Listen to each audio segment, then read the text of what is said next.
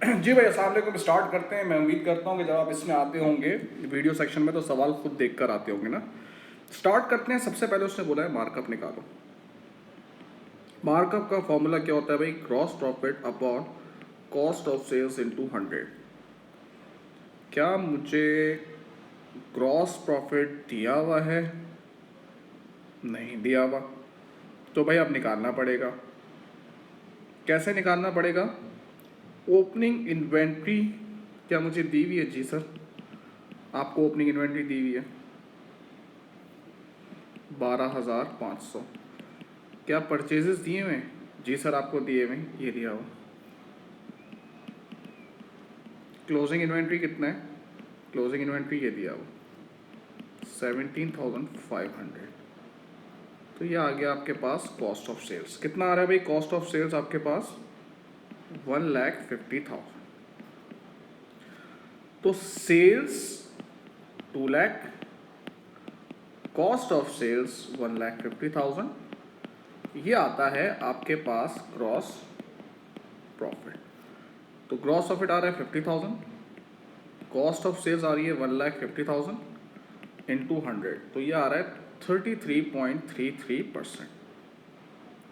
उसके बाद कह रहा है inventory turnover ratio. Inventory turnover ratio, इसका फॉर्मूला क्या है भाई? Cost of sales upon average inventory. Cost of sales हमने अभी निकाली है। एवरेज इन्वेंट्री का फॉर्मूला क्या होता है भाई? ओपनिंग इन्वेंट्री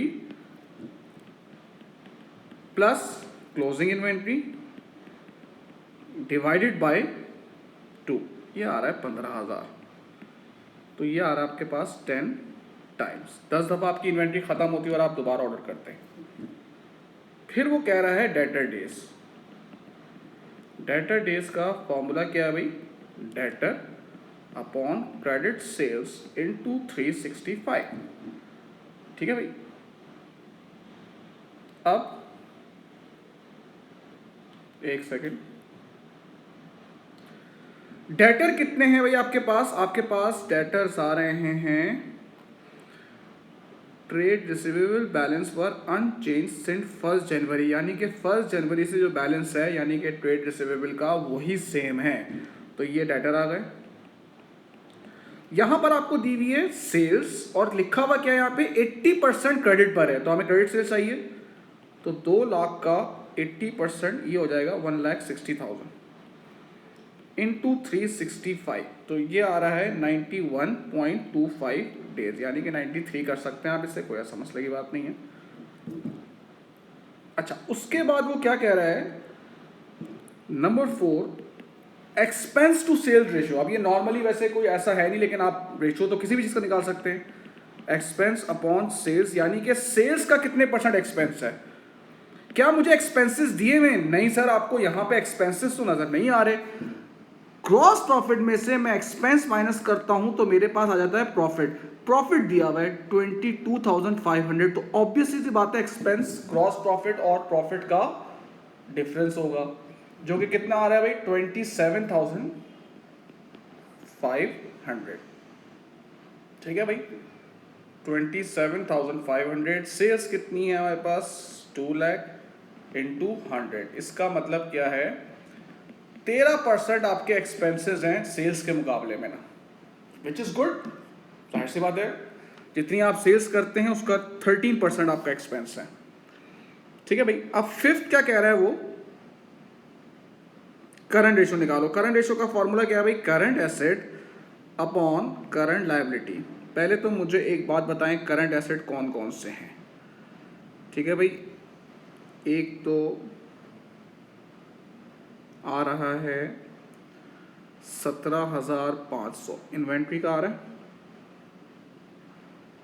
15,000, सॉरी ये तो ओपनिंग है, 1 जनवरी लिखी हुई है। क्लोजिंग इन्वेंट्री ये लिखी हुई, क्लोजिंग ये लिखे हुए बैलेंस। 12,500 ये आपका एसेट है। ट्रेड रिसीवेबल 40,000 ये आपका एसेट है। और कैश ये आपका एसेट है। इसको आप डिवाइड करेंगे करंट लायबिलिटी से। ट्रेड पेबल ये आपकी करंट लायबिलिटी है, और इंटरेस्ट ओइंग फाइनेंस कॉस्ट, यानी कि इंटरेस्ट ओइंग मतलब अक्रूड, मतलब आपको पे करना है, ये आपकी लायबिलिटी है। उसके लिहाज से ये आ रहा है 62,500 आपका करंट एसेट, करंट लाइबिलिटी आ रही है 37,500, ये आ रहा है 1.67:1। हर एक लाइबिलिटी के अगेंस्ट इनके पास 1.67 के एसेट्स मौजूद हैं। अब कह रहा है क्विक रेशियो निकालो। क्विक रेशियो का फॉर्मूला क्या होता है भाई, करंट एसेट क्लोजिंग स्टॉक से हटा के, करंट एसेट में से आप क्लोजिंग स्टॉक माइनस करेंगे और करंट लाइबिलिटी। करंट एसेट थे 62,500, इसमें से क्लोजिंग इन्वेंट्री निकाल दो, क्लोजिंग इन्वेंट्री ये रही अपॉन 37,500, 1.33:1। हर एक रुपये की लाइबिलिटी के अगेंस्ट 1.33 के क्विक एसेट मौजूद है।